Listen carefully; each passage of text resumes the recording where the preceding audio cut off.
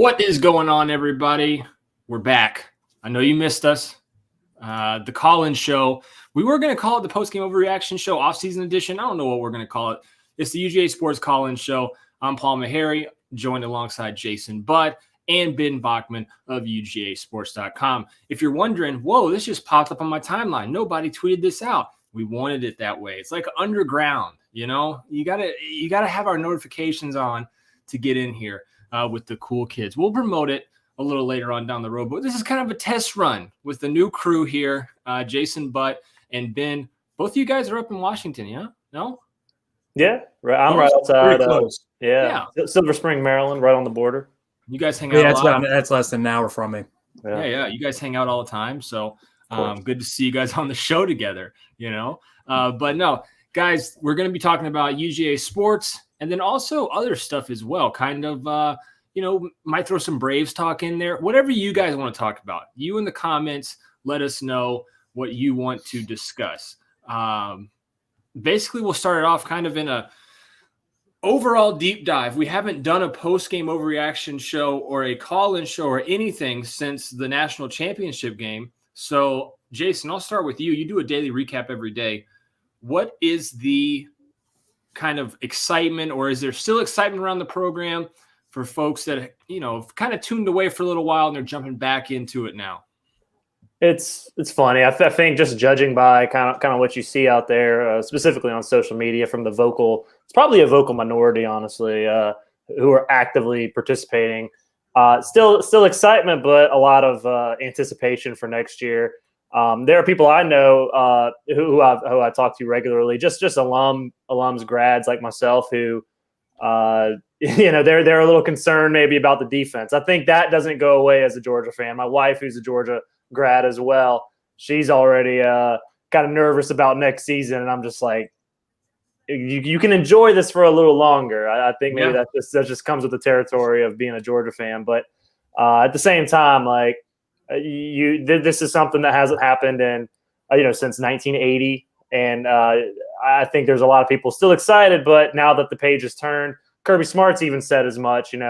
Last season's last season. It's time to move forward. They have holes to fill on, especially on that defensive side of the football. So it's time to see what they can do when it comes to regrouping and replenishing and getting back to the college football playoff and making this a routine thing instead of a once in a lifetime sort of thing. Speaking of defensive side of the football, Ben, the NFL Combine just happened and the Dogs blew it up. It felt like every day,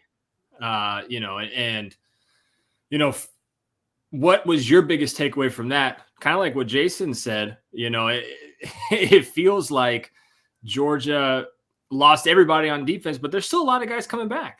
Yeah, I can name like 5 guys off the top of my head who are still really good starters who will be back on that defense. But I looked at the combine and I thought Channing Tindall, nobody's talking about his combine, which is weird to me. When he ran in the mid 4.4s at that size, and I think he had the best vert in the entire combine. Like he had like over 42 inches. That's absurd for an inside linebacker. And I just looked and I saw like almost every Georgia defender minus, I think, Darian Kendrick, because he didn't work out, basically jumped up like a round, or if they're in the first round, they jumped up a number of picks. That's as absurd as I've ever seen from one team at a combine. And you just saw every day after day one, the announcers, all they kept talking about was Georgia. Like every 5 seconds, like that's recruiting material for Kirby now that he has these weekends to bring kids in.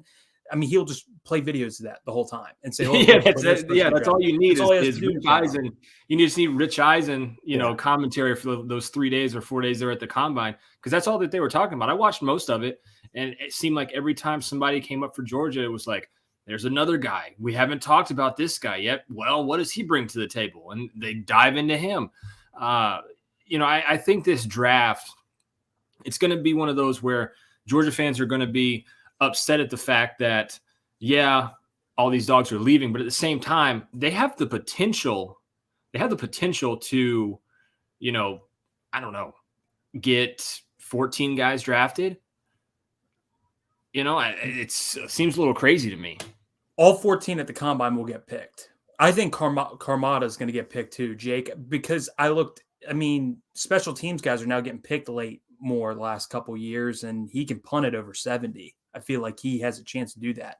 So he might get if he gets taken as late round pick, that's at least 14. And then the 2 wild cards are Fitzpatrick, and if Adam Anderson gets cleared of his situation, he'll get picked. And I believe the record is 14. So if Georgia finds a way to hit 15, they break the draft record, I think.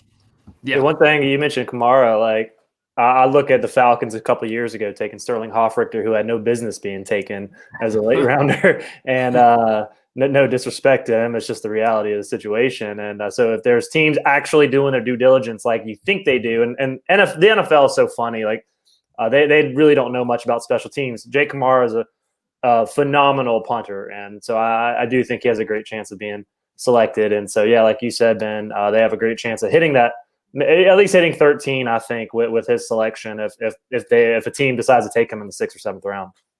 Yeah, I mean, it's going to be interesting. I know I was trying to read the numbers. I don't think Fitzpatrick is going to try the NFL, so he was the only one that I could think that could push Georgia over that 14 number and get them to 15. Julian Rochester, but his numbers didn't show up, and he's a little bit older. But good to see Rochester, play in the 2021 championship game, the 2017, and the 1980. So congratulations to Julian Rochester. Playing in 3 of those games is pretty special. We've got a couple of people saying no audio, but I hear audio on my end, guys. So if you can hear your audio, give us a thumbs up or put a comment in, let us know. And also you can join us the conversation. We have another space next to Ben. We can pop somebody in. Well, we could pop up to 10 people in here. But we can pop in somebody next to Ben. We can even take Ben off the show completely if we have enough people. That's the main goal, folks. So if you could join the conversation link in your YouTube app, it's underneath the little description there. Click that, and it'll bring you into the session. It won't bring you in right away. We'll bring you in once you get into our waiting room here. We want to talk to you guys and just get the party going a little bit. This is a little different than the podcast with Jim Donnan. They're really serious over there. And also the Rumors versus Facts recruiting, where it's all about recruiting. This is more of just an overall overview of Georgia sports. You see Jason drinking some Kentucky, what is that, Hillbilly Gold? Hillbilly, it's actually a Maryland beer. Yeah, Checker Spot Brewing. It's pretty good. It's a nice little Pilsner. There you go. A little Pilsner. Moving forward, Georgia basketball, as we watch March Madness unfold before our eyes, and teams moving on to the Sweet 16 today. Couple more teams moving that way, later on tonight. Georgia basketball obviously nowhere to be found. Their one SEC victory was against Alabama, who made the tournament somehow, but they're out, I think, already, right? Or do they still play? They're out. They're out. They got eliminated first round. Yeah. So, anyways, Georgia brings in Mike White from Florida, and for whatever reason, I want to kind of deep dive into this. I saw on a lot of social medias, whether it was former players in basketball. I mean, Kentavious Caldwell-Pope got in on it. I can't think of the last time he tweeted anything Georgia basketball related. And they all tweeted for Jonah Hayes to come home. I don't know if that was actually Jonas reaching out to those guys, but maybe his agent, something. It didn't feel unique. It felt almost forced, if that makes sense. And no offense to him, but now it's left this sour taste in Georgia fans' mouths where Georgia brought in Mike White and didn't get Jonas, where everybody wanted him back. There's still a possibility he could come back as an assistant. Mike White hasn't built his full staff yet. It seemed like Xavier's going down the dumpster fire drain as well, right next to Georgia. But this hire was a good hire, in my opinion, but it's been overshadowed to me. Ben, anything? Well, I think he's only missed the tournament once because the COVID year, he would have made the tournament, so I don't count that. So you look at that and you say, well, he's made the tournament every year but one time at Florida. Before that, when he was at, I believe, Louisiana Tech, they were winning 20-plus games and doing really well. He signed multiple top 50 recruits before. I think almost every year he usually had one or two. Georgia rarely ever has any. So I think he's got a 5-star committed or signed right now to their class. Georgia, over, I got to think, KCP and Anthony Edwards over the last 14 years might be the only 2 5-stars they've ever signed. So that just goes to show that if he can recruit Georgia really well, that they could be a really talented team, because that's the issue. The previous Georgia head coaches, even though they've been bad X's and O's guys, they never have the talent, and the talent is sitting in the state. And that's the embarrassing part of it. If he recruits the state, that can overcome some of the coaching deficiencies people worry about. So that's the number one thing, is he'll have the resources, because I guarantee, as much as some people say he wanted to leave Florida, he definitely came to Georgia with the knowledge of, I'm going to get the resources here to recruit and win. So if he comes here and gets Jonas Hayes, and that's why I always say the assistant coaches in college are big for recruiting. You get guys like Jonas Hayes to come, you can recruit the AAU circuit around Atlanta really well. And I think he'll have the talent needed. And I think Georgia, if Georgia's at least a tournament team, like if Georgia's a 7 or 8 seed with some excited players, that's all Georgia fans want. Like someone said he's the Mark Richt to coaches. If Georgia fans saw a Mark Richt, the basketball coaches, they take it. They say, oh, round of 32, I love that. So I don't understand the complaints in that regard. You have a very high floor with Mike White. I think for some fans who either wanted the up-and-coming assistant or up-and-coming mid-major or the flashy big-name coach, you're probably not happy with Mike White, because Mike White, has been said, he's had one Elite Eight, but the rest of the times his other 3 tournament appearances with Florida were round of 32 exits. If you're at Georgia, you've missed that for so long. You haven't had a tournament win since Jim Herrick, and that's been vacated. So you're desperate to just get into the tournament on a consistent basis. Mike White can recruit. He's proven that. He's somebody, if he makes it a presence and he's just even remotely relatable. The criticisms I will have, the main criticism I have with Tom Crean is this guy cannot relate to anybody in the Southeast. And culturally, it was such a bad fit, but we didn't know it at the time. I mean, on paper, it was a slam dunk hire. And then as it unfolded, just completely a cultural misfit. Mark Fox could not bring in the high level talent year after year. He brought in some good guys and he brought in some overachievers, but not guys who can consistently get you to the tournament every year. Mike White can do that. He hasn't proven he can win big yet, but I don't think necessarily that should be something you slam him for. What he's done at Florida, he replaced Billy Donovan. So I get why Florida fans are frustrated. They're not achieving the success that they once had. You look at Georgia, and they would just love to be able to be in the conversation in March, and they haven't been in almost 2 decades now. So in that respect, I think it's a pretty good hire. Yeah, there's no question in my mind that if Mike White was to able, like Ben and you said, able to replicate his success that he had at Florida and do it at Georgia, even if he lost in the first round, and they're in the tournament.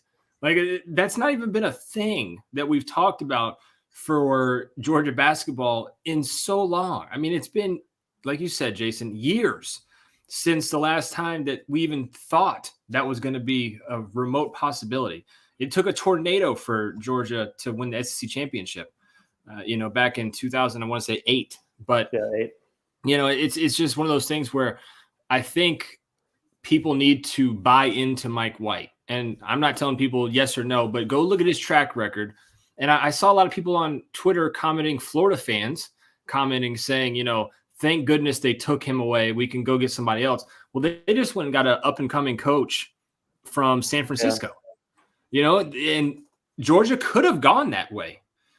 But they decided to go with the guy that had already been in the league, show that he could do what he can do. Yes, this guy from San Francisco might be the next hot thing, but Florida's also taking a chance on that, whereas Georgia's taking a chance on the guy who knows the league and knows how to play in this league, knows how to recruit in this league. It's going to be key, I think, moving forward for the Hoop Dogs in their success. I don't think you can go any further down than where they're at now. 1 win in the SEC. Oh, no, I mean, you can't. I don't know how they beat Memphis, honestly. I mean, you're talking about six wins all year, and one of them was against a team that took Gonzaga almost to the wire last night. 6 wins all year, and 2 of them were against teams that made the tournament. Yeah.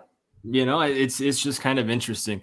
But switching gears, well, before we switch off basketball, what's your brackets looking like? Because mine is hot garbage.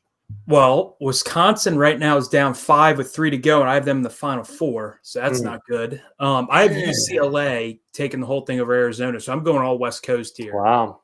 Really? So I've been the one who's been critical, saying the West Coast, like the Colin Cowards of the world, talking about USC. I don't think they can come back and all that.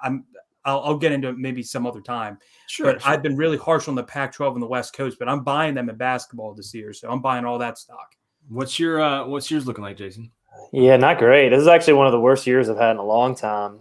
I was boring. I picked Gonzaga to win it all. I'm just, I'm waiting for them to do it. This is their best team they've ever had, in my opinion. But even so, I mean, you just never know. I mean, they looked vulnerable last night against Memphis. Memphis is super athletic, but in the second half they were able to pull away, and it showed why they're the best team. Why, but still, I'm expecting them to. I don't know. Like I said, I'm trying to think. I had Iowa going far, and so that was dumb. I don't know why I bought it. I had Kentucky in my Final Four. I don't know why I did that. Yeah, Kentucky makes sense. I mean, Iowa does the same thing every year, and for some reason, I just their team. I love the way their team played, and then of course, as they're in the first round losing, I'm just like, why do I do this to myself every year? I'm losing to Richmond, yeah. I take Purdue every year, and this year I'm just not taking them. I'm like, I've had enough, and they're far. Yeah. See, I picked Villanova to win, so I still have my winner, and then I have them playing Texas Tech. So if the stars align, right now I'm almost dead last in a bracket I won last year with over 50 people in it. I'm dead last right now, but possible points remaining. Your boy is in it still, and I've got different teams and everybody. So I'm just saying, there's a chance. There's a chance. And also a chance for you guys to give us a call. You can go into the description in the YouTube channel and pop up your face. If you don't want to pop up your face, you just want to talk with us, you can talk with us that way as well. Or you can also do it in the comments. Comment section is kind of quiet tonight. Dave Williams says, "Go Dogs." What's up, fellas? Keep doing a great job covering them dogs. We appreciate it, David. Put some comments in. Let us know what's going on in your world. I know it's been a slow time, but guess what? Georgia football is right around the corner. April 16th is G-Day, and switching back over to football because you know what? There's no reason on a show like this to have any type of rundown. We're just going to keep jumping back and forth. It doesn't matter. Back to football. The spring game's on its way, and Stetson Bennett is the starting quarterback for the University of Georgia once again. He's got a little bit of competition behind him. It seems like it's always around this time of the year that you start hearing about those backup quarterbacks, man, and how great they really, truly are. Carson Beck got the shout out from George Pickens on Pro Day where he said he likes how fast he throws the ball.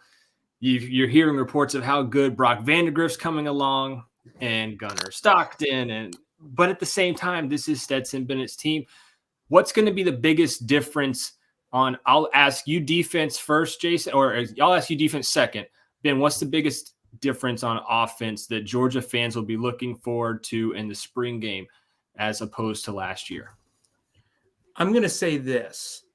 I think this will be as good of an offensive line Georgia's ever had. I really believe that. I think this offense, because you think about it, George Pickens was not in the offense last year. I think the one thing we haven't talked about much is transfers. I think they're going to get a transfer receiver because we haven't, and that's the odd thing. I remember last year, right after the season was over, they're like, who's Georgia getting a DB? Who's Georgia getting here? Because there were holes. This year, I've noticed, the fans don't really care about it because they're so high about the championship that people aren't asking about the transfers. Eventually, Georgia's going to get some transfers in here, and I'm interested to see what's the pecking order. Arik Gilbert, he's probably the biggest story. Is he a receiver? Is he a tight end? How is he looking? So I think if you have a healthy Gilbert playing, you have Washington, you have Bowers, you have Delp. I mean, that tight end room is what they could do. I've never seen anything like that. And then receiver, I'm interested to see Arian Smith, A.D. Mitchell, guys like that. I think this could be either as good or better offense next year. Defense, that's another question, though. Really? You think this offense really? Minus James Cook, what do you really, and I understand Zamir White, but minus James Cook, what are you really missing? Think about it, because George Pickens didn't play last year. What are you really losing in terms of offense? Because I think on the O-line, they're going to – Broderick Jones looked great against Bama. He was the highest graded player. Sure. And I remember Amarius Mims could get in there potentially in the lineup. And then if you throw McClendon, a healthy Tate Ratledge, and Van Prant, that's a loaded offensive line. And I think Milton could take over for Zeus very easily. The only thing you cannot reciprocate is how important James Cook was.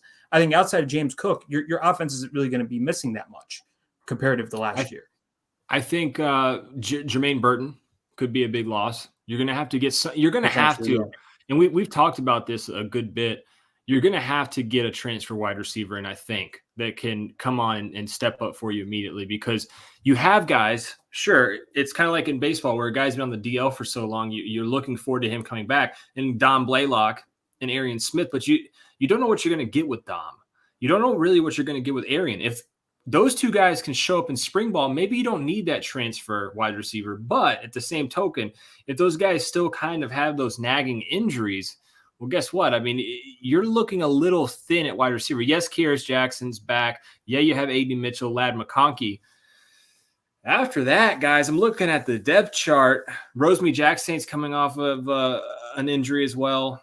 You hope Gilbert plays that wide receiver position, but they have Bowers and Darnell Washington both out with injuries this spring. Are they going to work Gilbert in at tight end a little bit? That's where my area of concern is, Jason. We can keep talking about offense if you want. Let's go. Yeah, but I'm not concerned. As long as Brock Bowers is ready for the actual football season, I'm not worried at this point if he misses the spring. I mean, he proved to me he was, and I'm not just saying this because I follow Georgia and cover Georgia, he proved to me that he was the best tight end in football last year.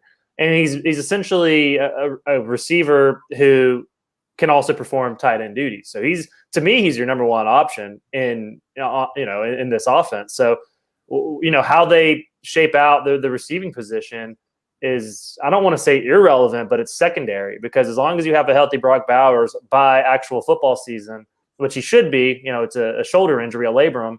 So it's not like his timetable is going to stretch out into August and September. Then you're fine. You have your number one option coming back. He can do everything. He can win man coverage deep. He goes over the middle. He can line up at all the positions. I'm not as worried in the passing game as maybe somebody else is, just because of people focusing maybe on the traditional receiver position, not having a George Pickens. But I think A.D. Mitchell, for that matter, when you are talking about receiver, I think he is a quality option, possession guy who can also, he showed in the championship, he can make he dropped a lot of passes last year, but sure, he's also young freshman. But I mean, true. I just go back to I'm not compare. I mean, I like to jokingly compare Brock Bowers to Rob Gronkowski on Twitter.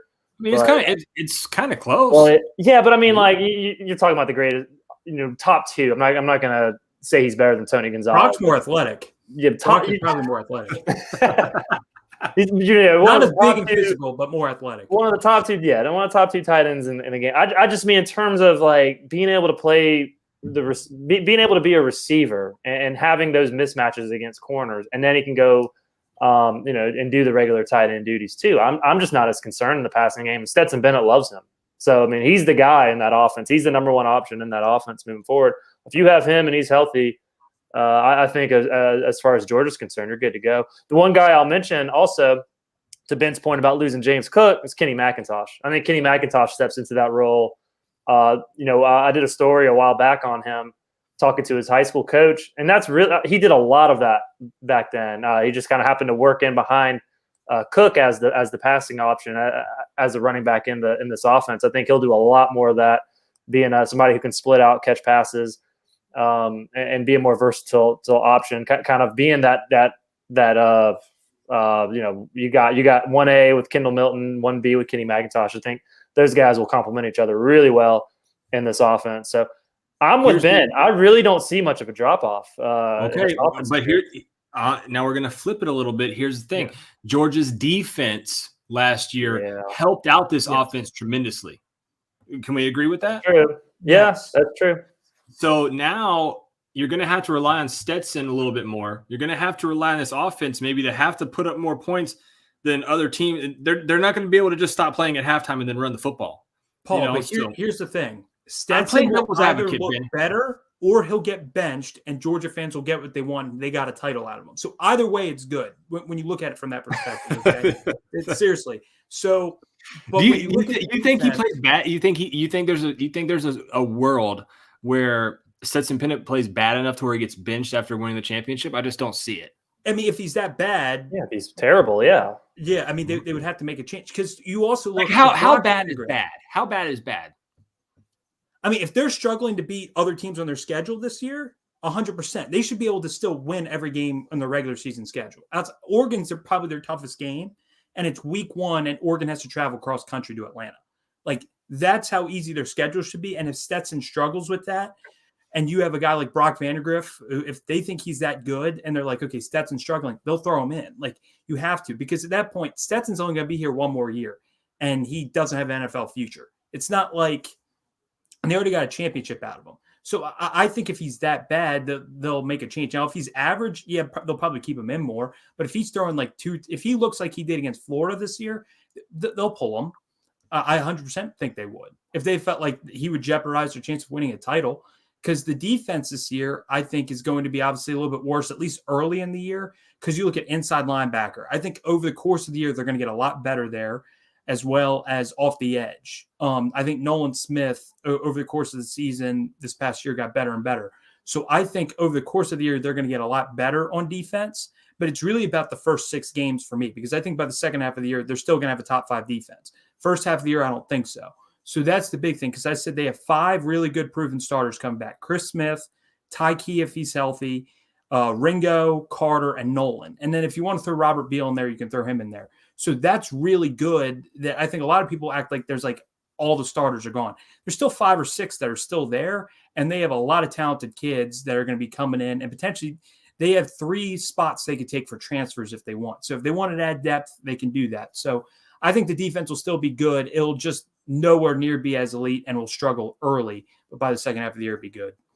Here's my question to you, Jason, is you're losing Trayvon Walker, you're losing Jordan Davis, you're losing Devontae Wyatt, who I don't think Wyatt got near as much credit as he should have. And now he will doesn't matter. Yeah, I was going to say, it doesn't Yeah. matter. He's about to get millions of dollars. So, he's cool. But you're bringing back Jalen Carter, which is weird, right? Everybody has said this. I think Rich Eisen said it. They'd said it on the pro day. They were like, the best Georgia lineman is still in Athens, Jalen Carter, and very well could be. Guy's a beast. Then you're looking at Tramel Walther and Zion Logue. And Walther, if you go by PFF grades, which we put that up on the site every week, did not grade out good at all throughout this whole entire year. I think he was one of the worst graded out players in this entire defense. And then you have guys coming out like Van Pran this past week talking about Zion Logue being a mixture of, who did he say is a mixture of, Jordan Davis and Trayvon Walker or Devontae? He said something. And I was like, whoa. But that's what you're coming back with. Besides those guys, you really got to prove me class in Zion, Nazir, Warren Brinson, and Bill Norton. And you're going to have – those are all guys who got some play last year, but now they're your top guys on defensive line. That's my concern, defensive line.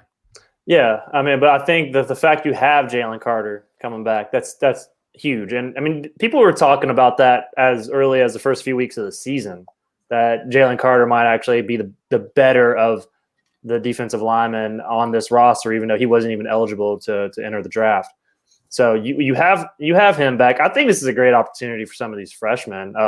When you have Walker going going to the draft, I think Michael Williams, he's a guy that you could maybe see step up early on in his career. I think I'm with you just depth wise. Last year, you knew you could have guys come in and fill the void when needed, have rotational opportunities, because you also this coaching staff likes to rotate guys in and out. I mean, they love to rotate.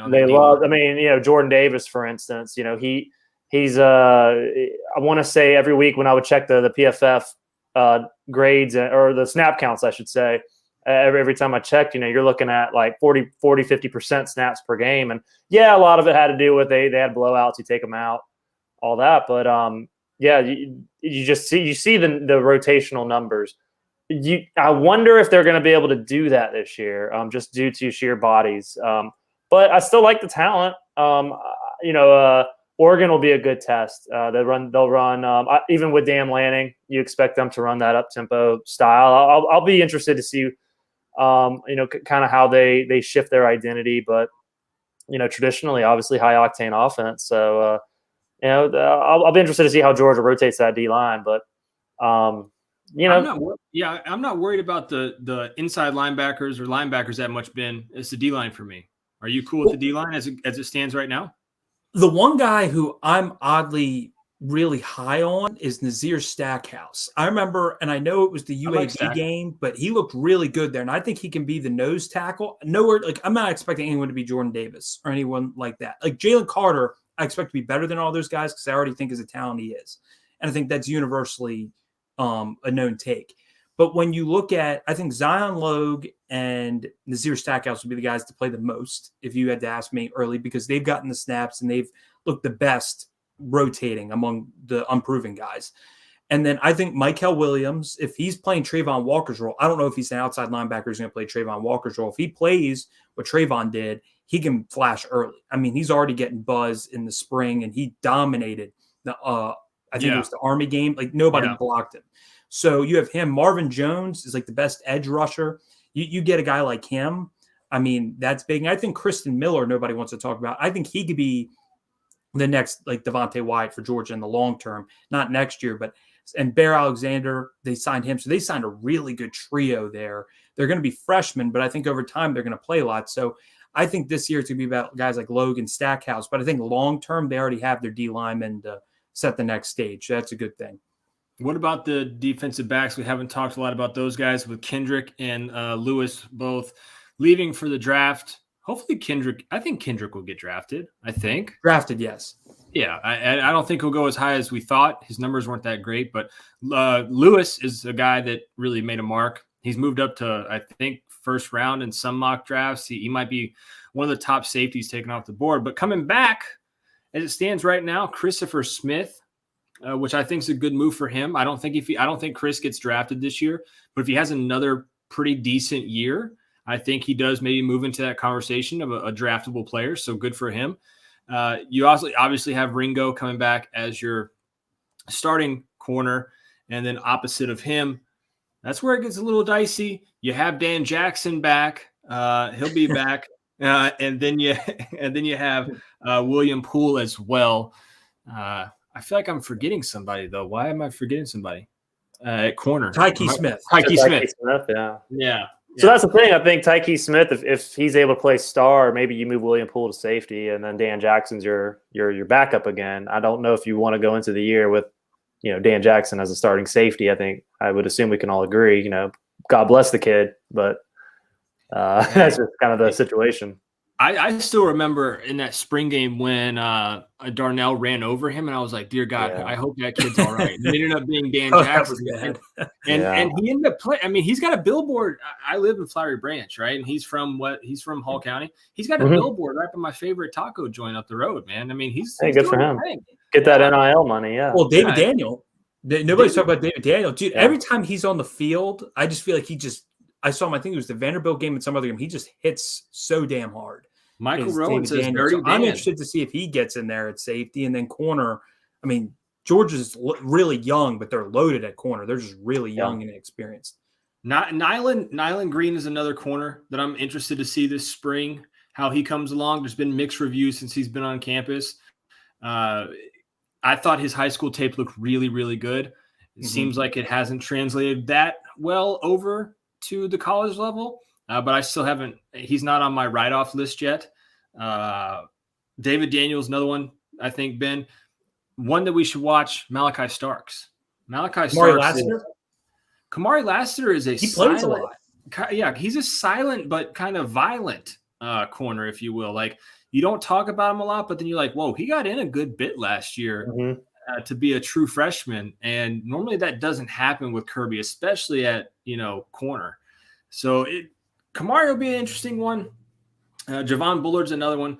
But, I think we've covered almost every position on the defensive side of the ball. With the amount of talent you're losing 3 inside linebackers, you're losing 3 down linemen, and you're losing a safety and a corner to the draft. So that's 8 guys on your defense going to the draft.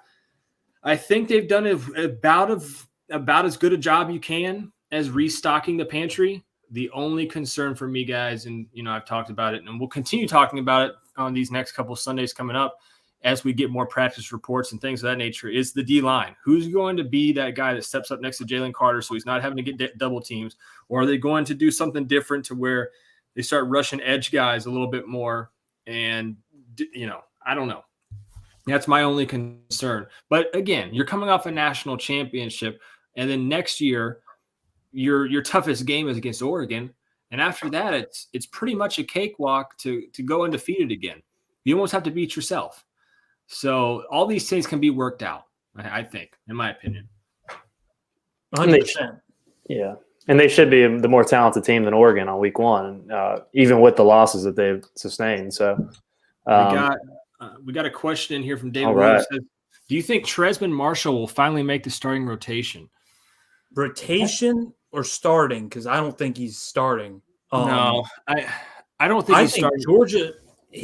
I really like Jalen Walker, and I'm not going to lie. Maybe I'm biased here because I've interviewed him, but I mean that's like you're going to see him on SEC media days. Like that's the guy who Kirby's going to send. That's like you know what I hate about you, Ben, is like you take my lines because I say that all the time. Like this is the SEC media days type of kid. Well, Roddy told me to say that, so you got that from him. So did I. So it doesn't matter here. But I think him and they signed, what was it, CJ Washington out of Nick Chubb's town? But was that? Yeah. Yeah. So, and then they also got last year Sori and Munden and Dumas Johnson. So Dumas Johnson looked really good when he got in. No, yeah. Munden. So yeah. They're young. As long as I think it's more about the playbook and like the busted coverages because they got the talent at inside linebacker. I'm not worried about that. I mean, if you remember Reion Davis too. Yeah, Tresman coming out of high school was really good. It's just he's been plagued with injuries, you know. Another guy, Martin Arenado, what's up, man? He says not a lot of MJ Sherman talk. What's up with him? That is an interesting one. He's from your neck of the woods up there, guys, and we have not heard. I thought this guy was going to step on campus and be the next big time guy. I think he has a possibility at this point to kind of. Georgia doesn't like to just play two outside linebackers. They do like to have a rotation, and he wasn't getting in the rotation last year. He got in, I want to say, at a couple games. I can look up his stats while you guys talk about him. But I think this is maybe the year MJ Sherman shows up. He's another guy from spring practice that's going to have to kind of show the coaching staff. What's good for MJ, though, is he has a new position coach. He's fresh start, you know? So he can show out in front of that new coach. He's already doing well, I believe, in spring. And I know people from that area. I'm actually kind of shocked they played him at edge right away, given his size. He was really good in high school at inside linebacker, which shocked me because there was a lot of his coaches out there thought he was inside linebacker long term. So that's when you look at a guy who's like 6'2", 6'3", 230, those types of guys, it's really hard to judge if they're an edge or if they have to play inside.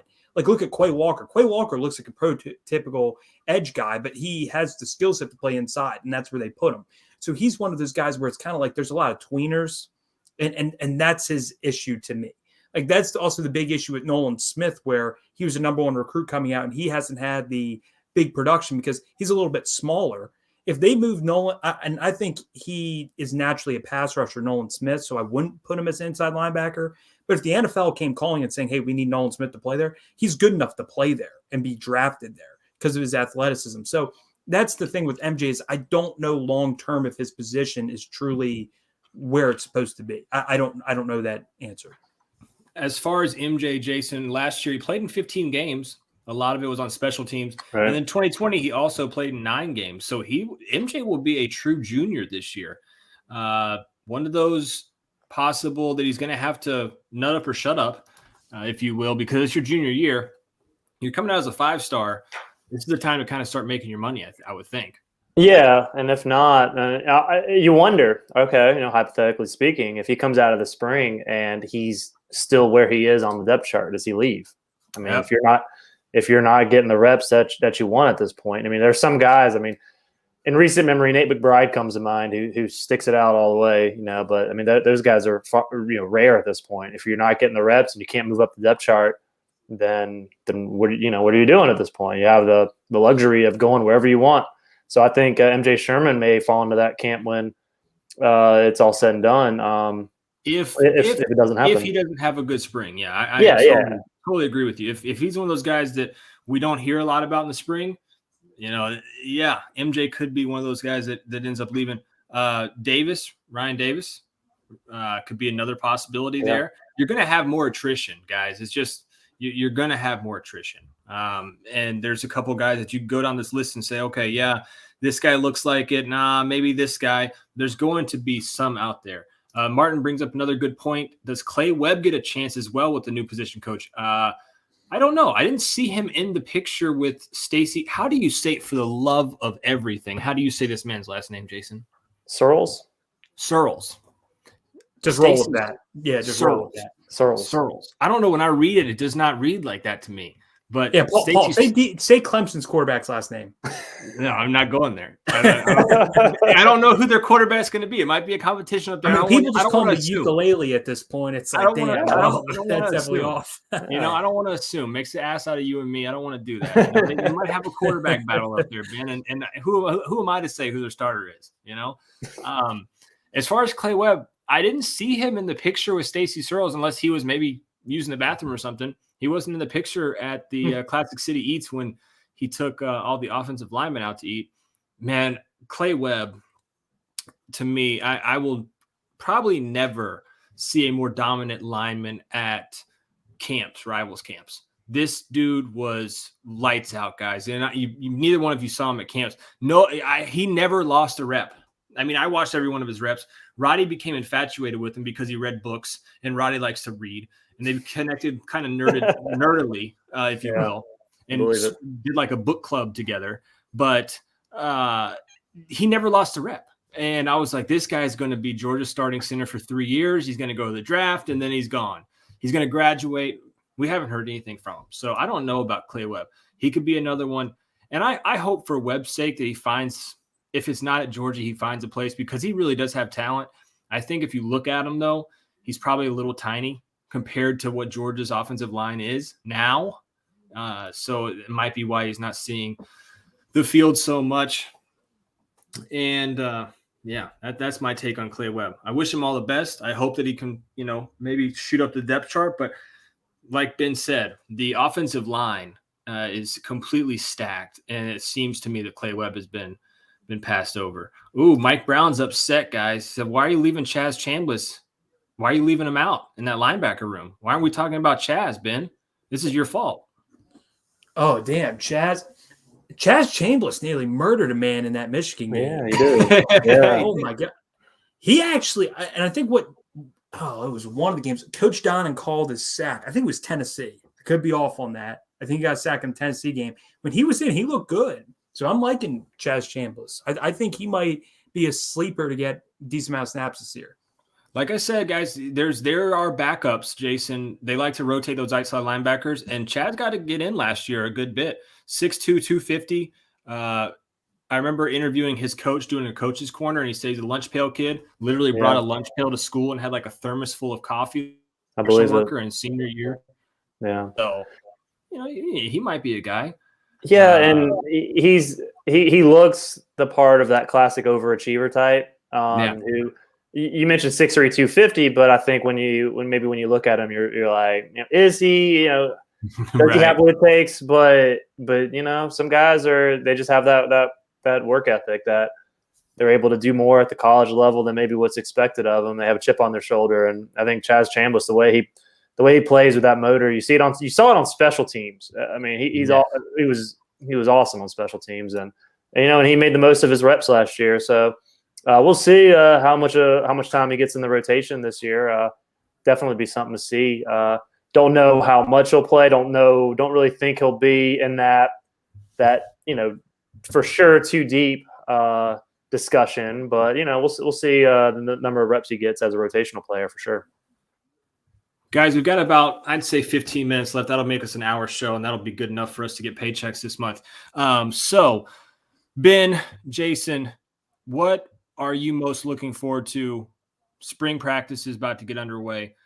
Is there a position group you're looking at to see, like, all right, this is the one I'm paying closest attention to? Is there one? And then on the other side, is there one that you're looking at that you're like, I don't care what comes out? I think I probably know your answer to this. It's probably tight end, but I don't care what comes out of this position group over spring ball. This group is fine. So either one of you go first. Jason, you got seniority, so maybe you go. Sure. Yeah, you're right. Tight end. I do not care. I mean, I think it would be cool to see, if Gilbert gets reps there, sure. I think it'll be good for some of those other guys. But, I mean, what you're getting with Brock Bowers. So I'm not worried whatsoever. I think I will be worried if somehow early on in August in camp he suffers some sort of injury that knocks him out for games during the regular season. Same with Washington.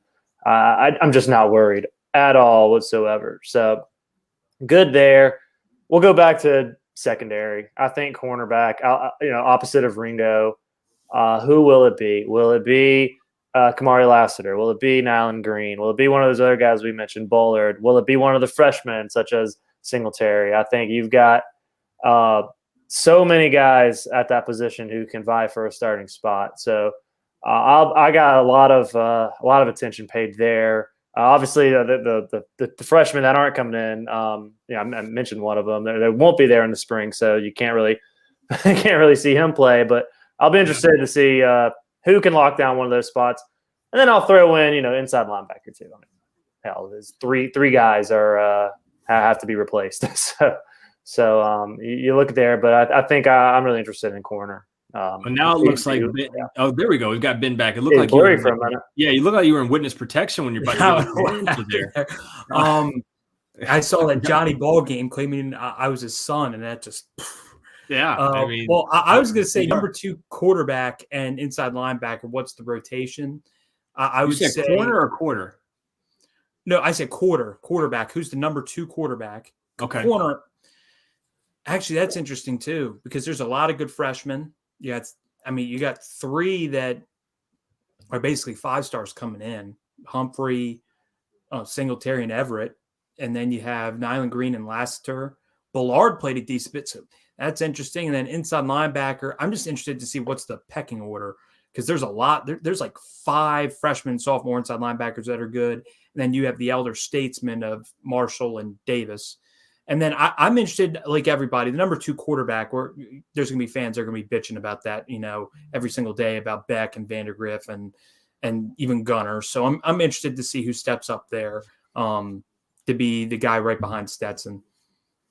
Mine, defensive line, guys. I know I've harped on it a good bit this show. I know Jalen Carter's there. I know Stackhouse is there. I know Zion Logue is there. Outside of that, I'm looking down this list, guys. Bill Norton hasn't showed me much. Warren Brinson hasn't showed me a ton. He did his freshman year. He didn't play really much last year. Tramel Walter, I know he's going to probably be the starting defensive end, but when I saw him in there, he wasn't great. You're going to have to contribute you're going to have to get some freshmen to contribute. I don't know if it's Michael Williams. I don't know if it's Marvin Jones. I don't know if it's Bear Alexander. I don't know if it's Christian Miller. You're going to have to get one of those guys to step up. So that's my position. The position I'm not worried about, I'd probably have to go with tight end and get the easy answer out of this because Darnell and Brock being out for the spring, yes, it's terrible, but at the same time, you've got other tight ends. You've got Oscar, so you've got tight ends that can work in that role. Be interesting to see if there's like another tight end out of Seether or I'm forgetting his name. You got Seether, and then you got one more other tight end. Cody. Go see if one of those guys, because I don't know if both of those guys don't produce this spring, if both of them don't look around, because you do have some scholarship issues. So that'll be another one to look at to see, hey guys, it's your chance to shine. Brock and Darnell are down. We need a second tight end. Who's going to step up and be that guy? It's kind of the show me season for those 2 guys as well. We'll wrap it up with a little bit of recruiting. We normally would leave this to the guys on what night's their show? Tuesday, Monday night? I don't even watch it. Moves. Probably because of Trent being lazy. I don't know, man. I don't even watch those guys. But no, seriously, go check out Rumors vs. Facts this Monday night, guys, 8:15. But we will talk a little bit about Arch Manning, Ben's favorite prospect since before prospects were invented. I mean, this is Ben's guy. This is my guy. Apparently, this is his guy. That's a bold take, Arch Manning. Well, what a guy to latch on. and you've decided to do just that. So tell us a little bit about your favorite Arch Manning. Yeah, my favorite Arch Manning. I don't know if it's Arch or Archie. I don't know which one was my favorite prospect. I think the other one, I think I was born like 100 years after he was in college or however long. Yeah. So with Arch, I heard his visit went phenomenal this weekend. And I really believe now at this point it's going to be Georgia or Texas. Depending on who you talk to, it's Georgia, Texas, Georgia, Bama. I think it's down to Georgia and Texas, really.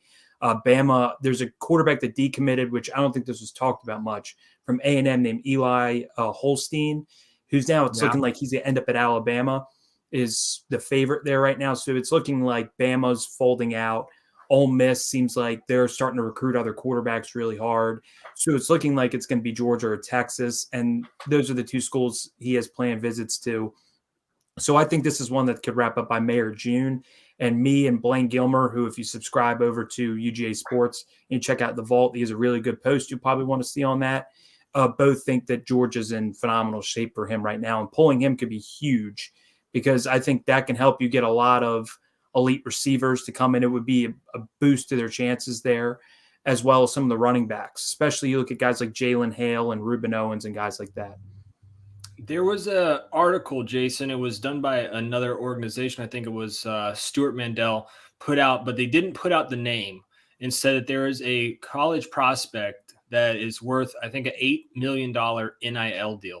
The only prospect I can think of, the obvious. Literally one. Yeah, I mean, it like without saying it, he said it, right? Is Arch Manning. $8 million, though, seems like a hell of a lot of money, especially for a guy that could just walk out the door on you like Quinn Ewers did up at Ohio State. You know, I mean, it seems a little weird to me, but I'm going to assume, and we've said what assuming does, but I'm assuming that's about Arch Manning, that article was. And I didn't read the article, but I got the gist of it. $8 million to a prospect. Seems like a lot of money in this day and age, but we're talking about a Manning here, right? Yeah, well, that's the thing. You're not just getting Arch Manning. You're getting the Manning family. That's why he's $8 million. You get Cooper. You start with Cooper, who somehow Cooper has an Uber Eats commercial. Yeah, so Cooper's all over. Cooper's making and all Mm-hmm. three Mannings are in the Caesar Sportsbook. I don't know if in Georgia you probably don't see them, but yeah, thanks. Up in this region where in Virginia sports betting's legal, they have a lot. You get all the Caesar Sportsbook commercials, and so Cooper's in those too. So then at that point you get Eli, you get Peyton, you got the whole family, and so having the access to the family to be able to sell whatever products you want, that's $8 million in a nutshell. It's more than just Arch Manning. It's the keys to the bigger picture, not to mention how great SEC football is. I mean, I say that because Texas is coming too. So it's a big machine. It's capitalism at its finest, as you would say. So all power to them, and that's really why a guy like Arch Manning's going to command so much money in the NIL game, and it's not just him; it's the whole family. Is Peyton and Eli doing the Monday Night Football thing again next year? Do we know? Yeah. I think they renewed it. Yeah. The Manning guys. So yeah, they're going to be talking. I mean, if let's say hypothetically, right? I mean, obviously Arch is going to be a starting quarterback at some college at some point, and they're still doing this show. That alone, talking about him on that, be like, hey, you catch little nephew's game? Oh yeah, threw for 4 touchdowns. That alone on Monday Night Football, that's pretty big. It's just you start getting into this, and we saw it a little bit. And I just don't want Georgia to go down the same route. We saw it with Jacob Eason, Jake Fromm, Justin Fields, where you just recruit the best guy at the position and they bring them all in, and then you're left with one. But I feel like this is just different. If it was anybody other than a Manning, like the Mannings have such a nice track record behind their name, right? They're the only Manning fan. I mean, I don't know of any other family that's as powerful as them in the NFL or in college football for that matter. It's just, I'm curious to see, like, I don't know if Arch Manning's worth this. Is it worth potentially losing Brock Vandagriff and I'll answer you right now and say yes. No matter what, right? No matter what. No, if he's the best quarterback, yes. Yeah. Like that's what it's about. Yeah. Paul. So I mean, like that's like. But what if he's a freshman, but you have this Brock Vandagriff that's ready to be a junior, but you're bringing Arch in? Like, suppose Arch is better. So if Arch is better, you play Arch. If Brock is better, you play Brock. And if one of them wants to leave, they leave. You play the best quarterback. That's what I've been trying. I remember, didn't we have this argument over the summer about like you were talking about why not getting Arch? You would understand it. Like, are you going to wait for Dylan Raiola? I'd be willing to bet this, and I would say that either Arch or Dylan Raiola, Georgia will land at least one of them. I know Raiola is the next class. I'd be willing to bet heavy money if I had to that they get one of the two. Well, if you had money, yes. I do, but you know, it's hey, I think Roddy pays me as a contractor on here. He's like, I don't want to have to pay for his crap. So from here, no, I don't make that much money. But other places, a little bit. Yeah. Okay. There we go. But that's my thing. But you guys bring me back down to reality. I'm just playing devil's advocate on it. That's all. That's it.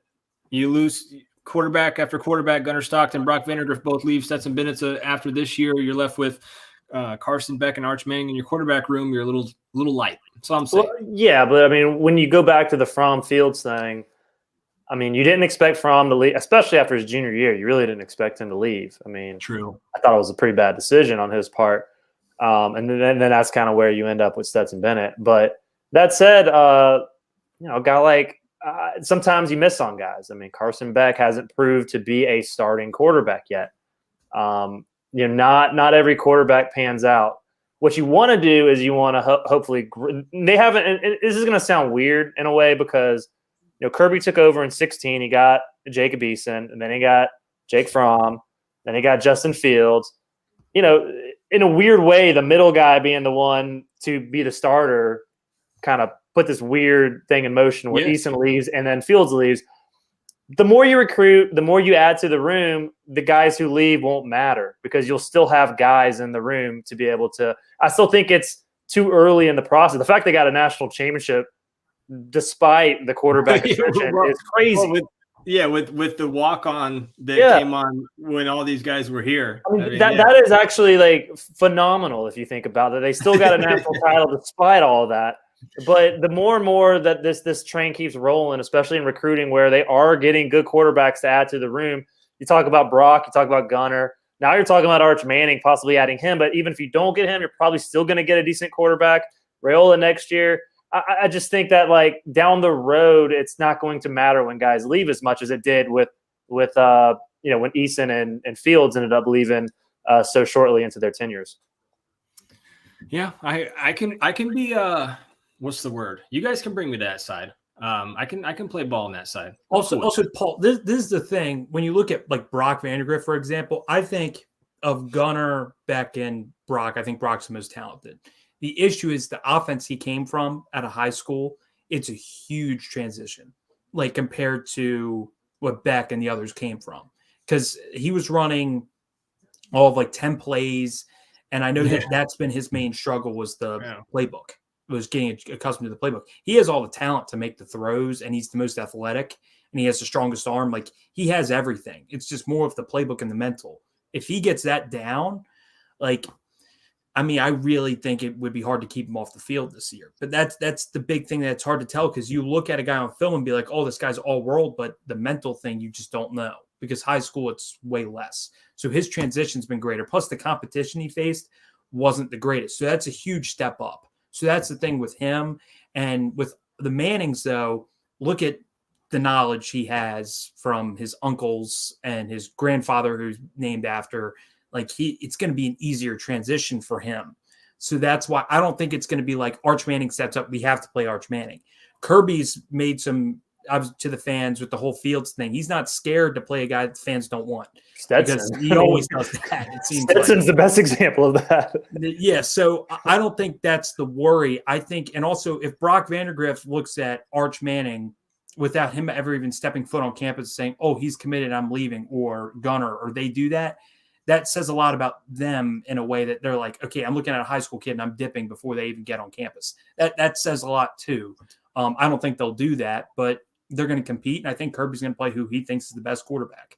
I get that. And let's wrap up with this. But if you are going to pay a kid $8 million, you're expecting him to be your starting quarterback.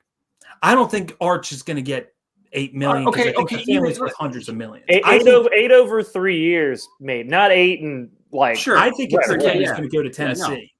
I think it's the kid's going to go to Tennessee. You're telling me a top 5 recruit who's a quarterback is going to Tennessee, and there's not something there? I'm just saying. You're not telling me there's something there. What I'm saying is there's going to be money, probably millions of dollars over a period of the 3 years that Arch Manning is at college. He's going to get thrown money at. Mm-hmm. Oh, you're expecting like it's a different, now that you've brought in NIL, that's all I'm getting at here is now that you brought in NIL, it's a different ball game. Like you're expecting this guy.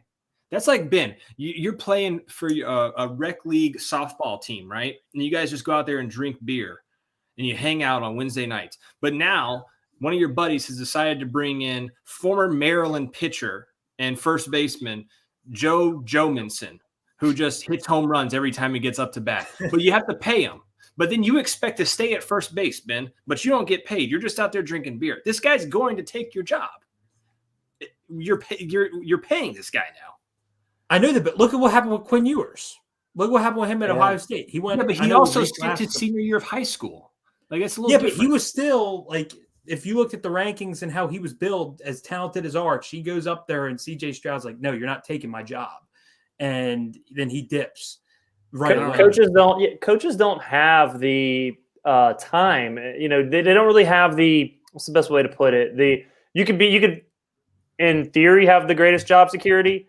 But you don't because of how quickly things can change. I think Ed Orgeron's a great example. You don't have the time and the security to make decisions on personnel based on, NIL deals and how much money one player is getting. Hold on. Are you sure? Because those guys are boosters. Oh, he's right. That's a good thing. But Coach O got fired within 2 years after a championship. Yeah, but these guys are boosters that pay millions of dollars to make your in theory, the boosters aren't supposed to be a part of the NIL system now. Okay, all right. Paul, I think the boosters care most about the winning and the product that they're paying for, not just, I dole out money to this kid. If he sucks, but Georgia still wins, that's what they're most satisfied with. So I don't think I don't think the boosters are going to come in and say, I'm paying this kid $2 million. You have to play him, Kirby. I don't think that's what's happening. Really? It goes back to Kirby playing Stetson Bennett. I mean, everybody throughout, I shouldn't say everybody, but there was a vocal portion of this fan base screaming for JT Daniels when he was cleared to step back in and be the starter. 85% of I mean, JT got more NIL money. Yeah, exactly. Stetson didn't get he had the onward reserve deal, and that might have been it, honestly, until they won the championship. Yeah, you're right. Daniels did get more, but this is, I don't know. This just feels different to me. It feels like Arch is going to get a lot more than the next guy. Wherever he goes, the local people are going to pay him like FU money. He might be $10 million off NIL. Like there's going to be like the Nike companies and stuff like that may come for him. That's what I'm saying, but it does, and that's what I'm getting at. Is if you're a guy like Gunnar or Brock, this guy's going to eventually play. Like you can't show him on the sidelines with the camera and he's making $10 million for Nike. Paul, let's say Brock does take the next step, and this year or next year balls out. He can go to the NFL, and Arch only sits 1 year. That could happen, and I think if Georgia fans got what they want. And there's no disrespect to Gunnar, but I'm just going to use Brock as an example for the 1 year gap. Like you look at Clemson and some of these schools, how they had Trevor Lawrence as a junior, DJ was a freshman. That's really ideal what you want. So you can sit behind the NFL quarterback for a year, that's right? What I've been saying. So let's say Brock was great as a junior and Arch was a freshman. I think that could set and then the 2025 quarterback and so on, that can set Georgia up where, okay, we got our quarterback, or star freshman, he learns for a year, then he's the guy. That would be perfect because now it seems like every year with Georgia, it's like, is it Stetson? It's going to move on to this. Eventually, Georgia has to get into that.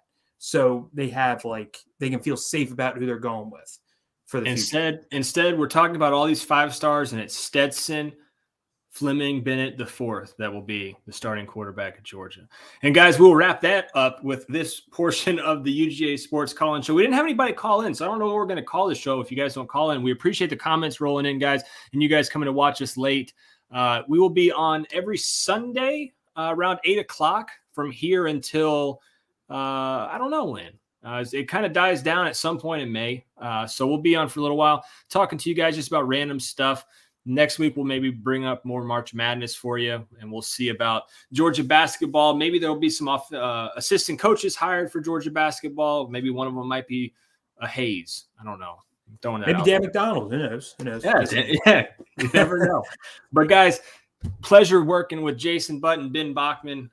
First time getting all three of us on the screen together. And I hope you guys enjoyed it. This will also be on the podcast segment of UGASports.com. And I'll even make it a content item over on the site if you missed some of the show and want to go back and see my face or Ben's. Really, we know he's the star of the show. So, guys, with my fake ID. Yeah.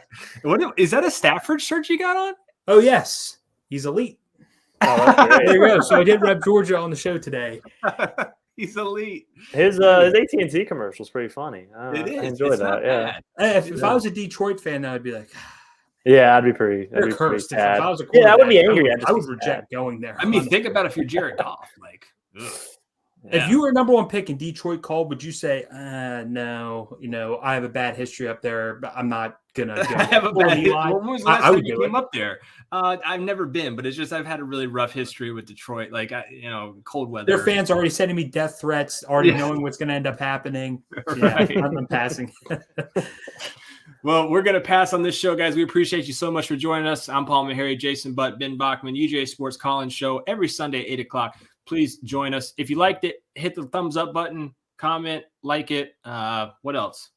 Yeah, do all that stuff, guys. We appreciate it.